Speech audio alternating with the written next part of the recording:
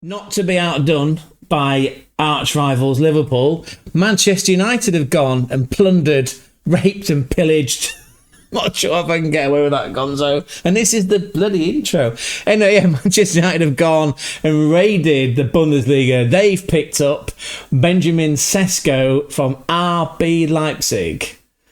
Is there anybody going to be left for us to talk about?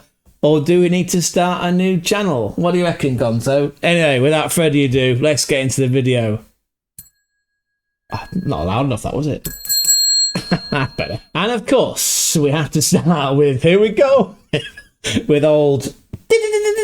He's obsessed, isn't he? He's just stuck to that. He's stuck to that phone. Fabrizio Romano, here we are. When was this? I'm assuming... August the 7th, there you go. Breaking, Benjamin Šeško to Manchester United. Here we go.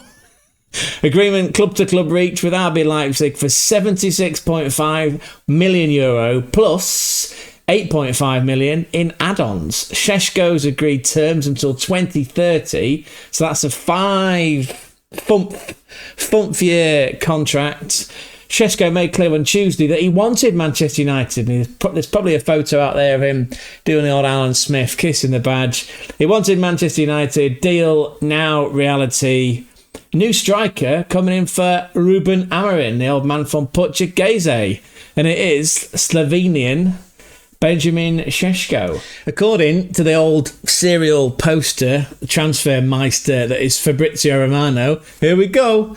Manchester United are going to hand Benjamin Šeško the number 30 shirt, which is fascinating. And again, there's actually going to be more on that, or more reaction to that number, that squad number, from the internet at wide as part of our new feature where we just sort of troll and then have a look at the trolls to see how they've reacted to this. I mean, more on that later on. But it just got me thinking about shirt numbers and the history and like just some of the highest, some of the bizarrest. I did have a quick look because, you know, a bit of a data nerd, that somewhere hidden within the registration and regulations for the Premier League, you can't have the number 0 or 0. You can't have a 0 on the back of your shirt. It's just like it's against all the rules and regs. I'm not sure what it's like in different countries and cultures. I should have really checked the Bundesliga on that, shouldn't I? Because I'm a fucking German football channel.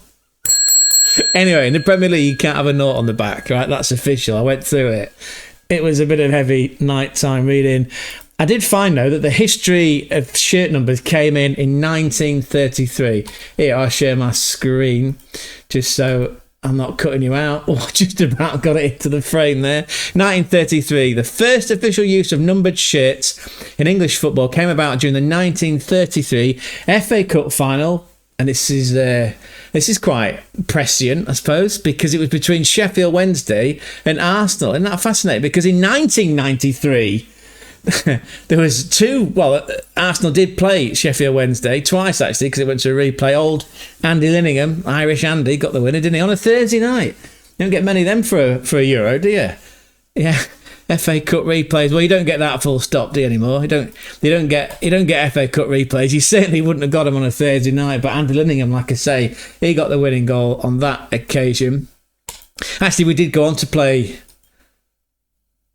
We played Sheffield Wednesday in was it the Coca-Cola Cup back then? It was, wasn't it? Yeah. Yeah, and that was on a Sunday. That was the famous incident, wasn't it, where Steve Morrow got on the back of Tony Adams' shoulders and he had a bit of a tumble and broke his arm. So actually, poor old Steve Morrow didn't play in the FA Cup games because he was nursing a fractured elbow or dislocated his collarbone. Either way, it doesn't matter. Maybe then they should have checked. Maybe they should have breathalyzed Tony.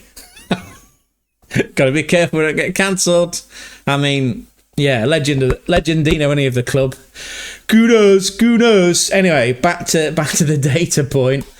Yeah, prescient. Anyway, Sheffield Wednesday versus Arsenal, 1933 FA Cup final was the first time numbers were introduced, shirt numbers that is, between 1 to 11, and they were mandatory, according to this. In 1954, then, during the World Cup, I believe that a certain Pele comes on the scene around about then for Brazil. 1954 World Cup becomes the first major international tournament to require numbered shirts for all teams, standardising the practice globally. And in 1970, names start appearing on the shirts alongside numbers in various leagues, enhancing identification and creating new merchandising. Dollar billiard, new merchandising opportunities. And again, we come back to this 1993/94 season, the one where Arsenal played Sheffield Wednesday in 2 cup finals. Well, technically 3, because again, that FA Cup final went to that replay. The Premier League revolutionised. I've gone slightly brummy. Yeah, I don't know where that's come from. Anyway, the Premier League revolutionised. I can't do it. I can't do it, Gonzo. You're going to have to read it out. Funny that he sounds like Chewbacca. The Premier League revolutionised. We've got it. Hit that. Get some ticker tape. I'm not saying it again.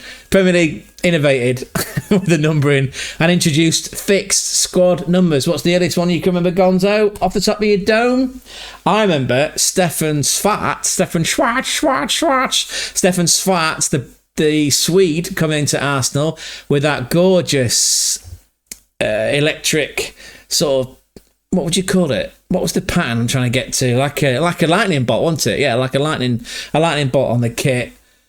There was a round collar, white trim. It was gorgeous. Stefan Schwarz, anyway, he was given the number 15. That's the earliest Arsenal fixed squad number that I can remember. And I did find out as well the other day that Schwarz in German means black. There you go, Stefan Black. That's why you come to this channel, innit? You come to it for a giggle and trivia, not necessarily in that order. And in the 2000s, here we go, high numbers. Can I get a higher? High numbers became common, e.g. Ronaldinho's 80 AC Milan, as well as players beginning using numbers as personal brand statements. Off the top of my dome then, let's think about Cristiano Ronaldo and his number 7. Yeah, he's got to make a fortune out of that one. Yeah, he's made over $1 billion across clothing, fragrances, hotels, and more. And I was intrigued then about shirt numbers and how high they've been in history. Yeah, look, Tommy Orr, maybe. Oh no, because he's Kiwi, isn't he? But technically, Blair, who's the EVP, one of the directors at Auckland City FC that we met, what a gorgeous man, empathetic, authentic, great speaker. We met him after the tonking that they took, thanks to FC Bayern Munich. Yeah, Auckland City got thrashed, didn't they? 10-0 in that opening FIFA Club World Cup group match. That was in Cincinnati. That was fucking hot that day as well, by the way. Anyway, they're from New Zealand. And this guy's an Aussie, but technically it's part of the Oceania setup, so maybe we'll reach out to him and see if there's anyone in New Zealand that's had a really high shirt number. But back to this then. Look, Tommy Orr, his kit number was 121. He did that. It was his reason, because he was the 121st player registered for his nation. We're going to clap that one in. Yes, I do remember about Ronaldo Nazario. Number 9 was taken, so we just put 2 9s next to each other. Yeah, that's fascinating. This is the one that always grabs me, the old Gianluigi Buffon, the keeper of dreams. He went with 88 because the number 88 reminded him of 4 balls. An old classic Bixente Lizarazu. He was a great defender. Left back, I recall. Yeah.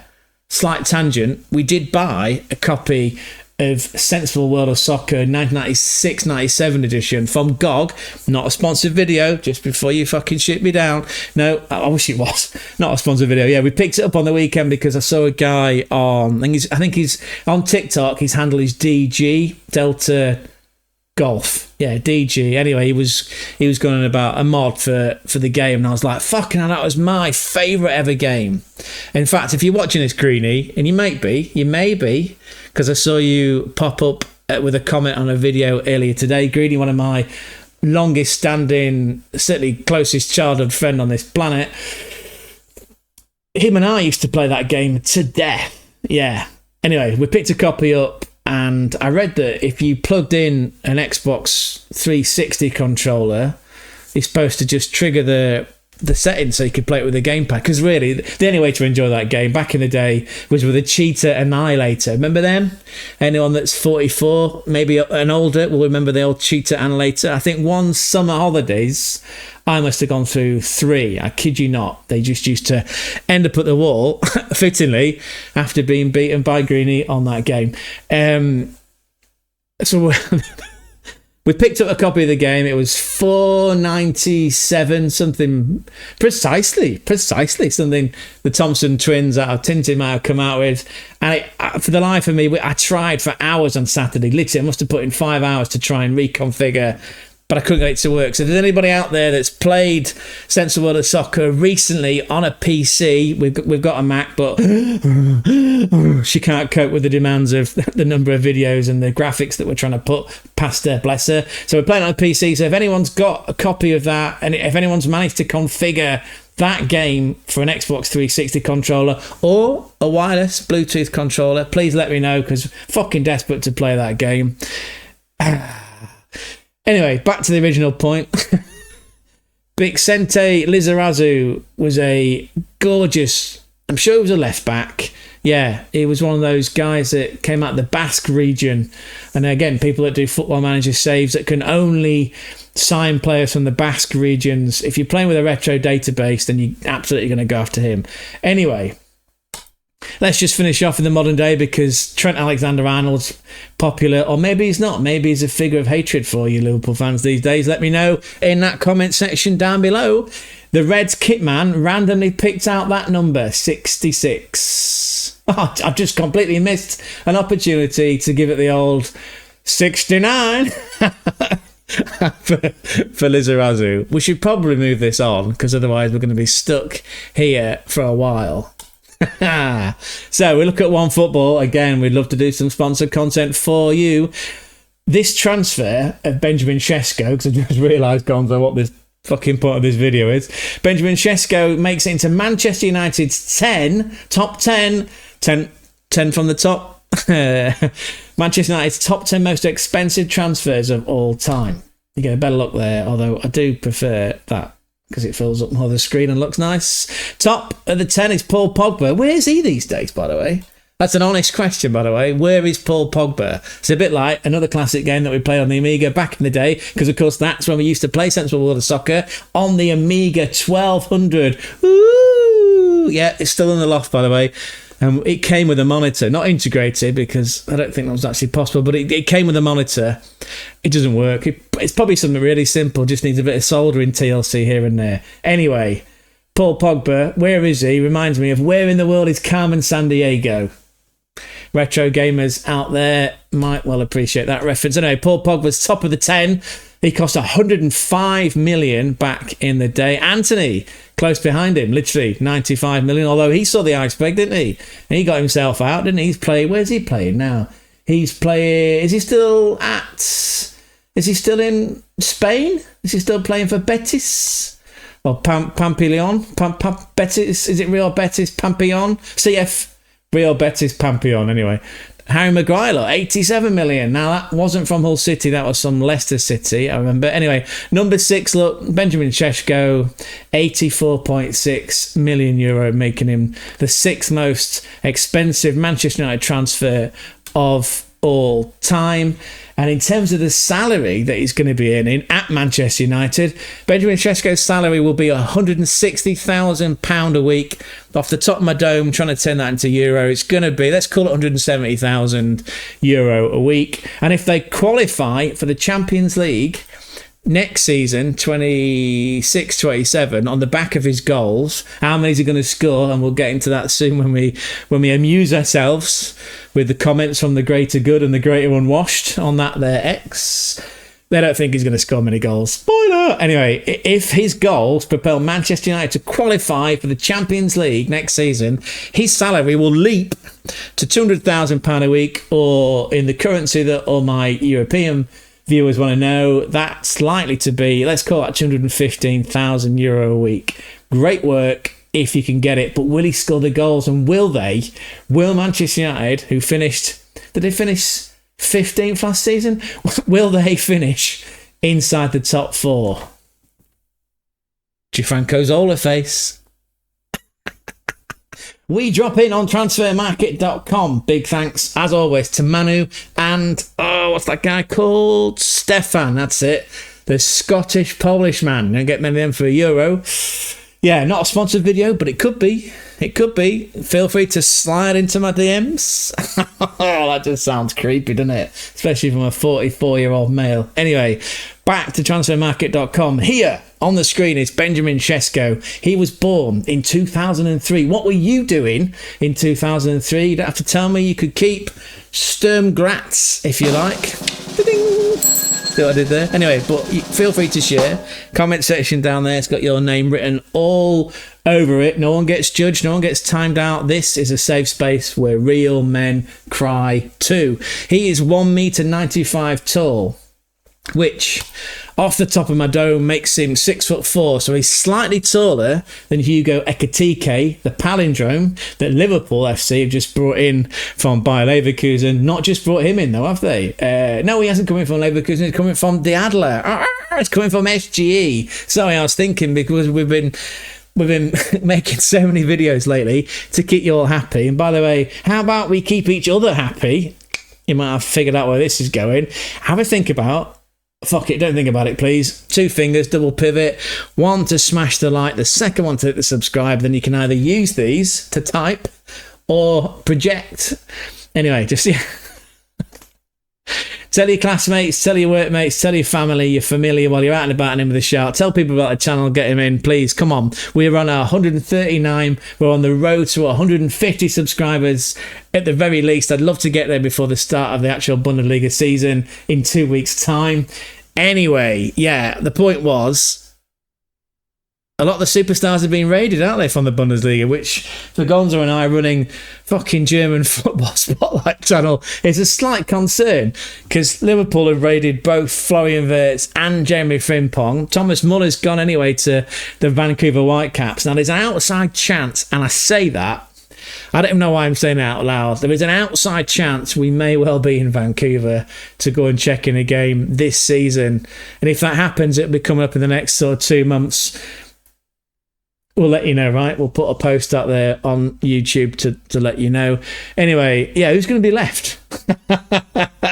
Anyway, the season starts soon. Nick Voldemort will still be there, won't he? He'll still be at Stuttgart. And of course, that is the curtain raiser for the Bundesliga season. The game this weekend, the German Super Cup, being held at the Neckar Stadion in Stuttgart, where we went. Ground up in video, check it out, look at the vault, where we met that guy with that amazing VF Bau tattoo on his chest. Anyway, German Super Cup this weekend, this Saturday, this Samstag, in the Neckar Stadion, Stuttgart versus FC Bayern Munich. There'll be a preview video for that.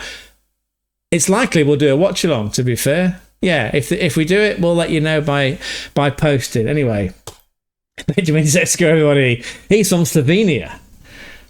And do you know what? He's prolific. Look at this, look. Look at all the age groups that he's just absolutely burned through. Under 15s. Played 6 games, scored 4 goals. I would love to know, in fact, I'm going to do the research off camera, what his height to goal scoring ratio has been as he's grown, like I say, physically and in terms of his ability to score a goal. I'd love to know what that number is. Height to goals scored as he's progressed through the age groups. So yeah, under 16s, 4 times 4 goals. So that's a 100% record. Under 17s, 14 games. So he's getting more of a run around. 5 goals. Under 19s, drew a blank. But then after that, it gets fast-tracked straight into the adults team. Yeah, the seniors.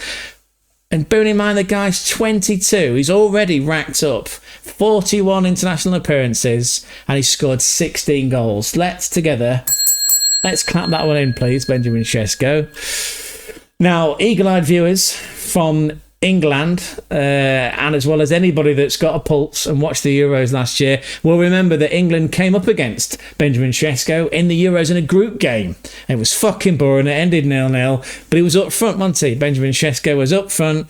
That's a cracking team, by the way, that Slovenian team. Sandri Lovvik, Tommy Horvat. Yeah. I better shout out somebody else, don't we? I'm sure Josip Ilic is a star player. Anyway, yeah, it was 0-0. England did make it out of the group. We got all the way to the final, didn't we? And we got beaten by Old Cucurella, professional figure skater. We got beat by Spain, didn't we? I say we. Here's his transfer history.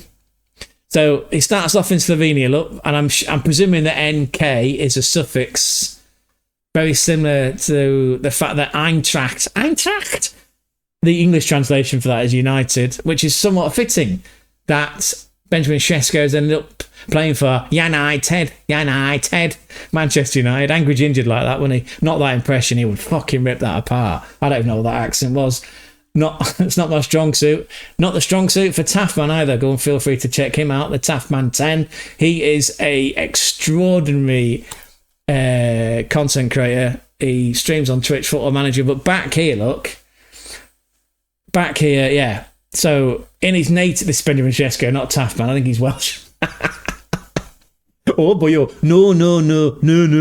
I can't do voices tonight. Šeško, in his domicile Slovenia, he's played under 17s. He put his big boy pants on to get to Salzburg, and I did check. Marco Rose wasn't at Salzburg at the time, but he was at Leipzig. So again, this is fascinating. Look, so the journey that he's taken and the narrative running through it is effectively saying that as he's physically got taller, as he's scored more goals, his career's got better and better, and he's gone on for bigger, more fatter checks, bigger transfer fees, better clubs, more opportunities, as money begets money, success begets success, does it not? And I'm hoping that we will be saying that in a couple of months when we start breaking some of our personal bests with views and subscribers. So he's just dominated Austria, look. FC Liefering, I'm not going to mansplain to you, but it is a club that's owned by Red Bull, just like Salzburg is Red Bull Salzburg, but they were FC Salzburg for the FIFA Club World Cup where we went. We did see him play, didn't we? We did see Salzburg play against Real Madrid, were very similar to those Boca Junior fans. They just had one fucking chant and they were relentless with it. Real Madrid did beat Salzburg, by the way, 3-0 in the group game we went to. Well, we got piss wet through, didn't we? Sat up in the Eagles' nest in Philadelphia at the Abraham Lincoln Financial Stadium. Yeah, so Benjamin Šeško, to tie it off, as they say in one of my favourite films, Treadstone, the old Jason Bournes, he's just dominated Austria. Yeah. So FC Liefering, again owned by Red Bull, and they do play their games at the Red Bull Arena in Salzburg. We've been there with little pint-sized Peter last year for the qualifiers to the Champions League. That was a fun experience. And then Salzburg again, Leipzig, and again that is a Marco Rose signing because, of course, up until last season especially, Loïs Openda was up front. Šeško was playing on the right-hand side of almost like a shadow striker, to use Football Manager parlance. Šeško was playing alongside Xabi Simons, and then on the left back was David Raum with all those fucking tattoos. And on the right-hand side was our favourite, wasn't it? Old Scientology creator, L. Ron Hubbard. It was old Riddle Baku, which sounds like an espionage movie set in the Middle East, written by old L. Ron Hubbard. Riddle Baku, anyway. He did used to play for Wolfsburg, by the way, incidentally. So yeah, there you are. Look, see? So his values in transfers have gone up all the time. His actual value's gone up to, from 5 million to 70. And of course, Manchester United have just signed him. What was that figure in the end, as reported by, here we go, 76.5, likely to be going up to 80, maybe 90, based on performances with all the add-ons. Where's the goal scoring then? Where's it coming for Šeško last year? So 13 goals, 5 assists in the Bundesliga. So that's 18 goal G/A in it. It's how the modern day football agent positions their hotbed of talent on their roster. This is whoscored.com, by the way. Champions League, they had a fucking horrible Champions League, didn't they? I think they only won one game. We watched most of them. They won one game, and that was at home to Sporting, wasn't it? To Sporting Club de Portugal. Victor Gyökeres wasn't playing that night. But off the top of my dome, they won that game 2-1. That's right. It was the only win out of 8 games in the revamped Champions League format. Didn't score a single goal. Yeah, but it didn't really make a dent in the DFB Pokal either. Where does he rank in terms of the goals that came from his teammates at Leipzig last season? Well, he was the top bagsman with 13. Following close on his heels was Xabi Simons. Where's he going? Is he going to Chelsea, or is he going to go? Is he going to go to FC Bayern Munich? Is he going to be the natural replacement for Kingsley Coman? Don't put that as a search term into X if you want to amuse yourself for a couple of hours. Absolutely put that search term into X or Ask Jeeves. I guarantee it will deliver. Loïs Openda, look, the Belgian, he got 9 goals, and then the rest of them are just, it's goals. It's a classic Lelujo corner technique, again from Football Manager. Look at that, 5 goals from Willy Orban, captain Fantastic.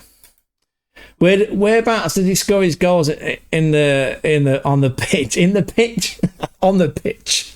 6-yard box 1, penalty area 9, out of the box. Now, it's interesting to make this point about out of the box, right?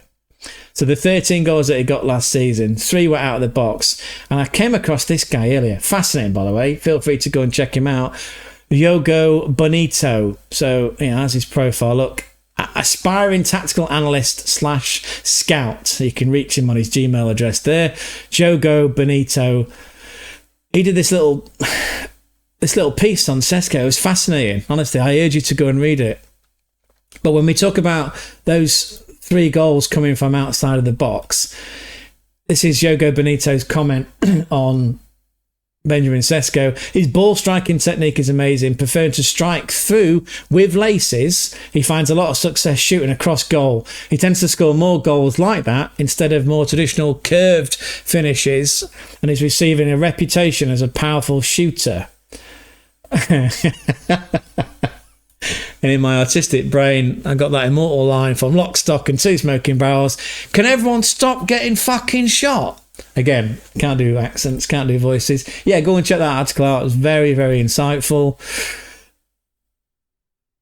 And this is the part that's going to amuse you all, right? So, just search term Benjamin Šeško transfer, just to see what the response has been from the great unwashed. Here we go. Here's Eric, or Arika, not Ulrika, not the old Duff from Above, Shooting Stars, Vic and Bob, Ulrika Johnson, Mvavu. This is Eric, and he's saying, this is Eric's comment on Benjamin Šeško, by the way. He is winning the Golden Boot this season for sure, right? So, winning the Golden Boot this season for sure. Same thread, the comment just above it, Stephen R. Power, racing blogger, he won't be scoring 30 goals, that's for sure, right? So literally, within a space of... What? Oh, where's it gone? Here he is. Look, he's winning the Golden Boot this season for sure. And the next comment, obviously things have been refreshed because, some people just can't help themselves. They're typing all the time, aren't they? It's very similar to Fabrizio Ronaldo. Same thread, the comment above it, when I picked it out, he won't be scoring 30 goals, that's for sure. Someone else has posted here, Q.D with a ninja. Bro will score 30 goals in his entire Manchester United career. Ooh, that's fucking savage, isn't it? Here we go, there's Rufus. Not Rufus Hound, because he's... if anyone watches Andrew Gold on YouTube, he's Jewish. I've got to say that, just because it's very important for the backstory.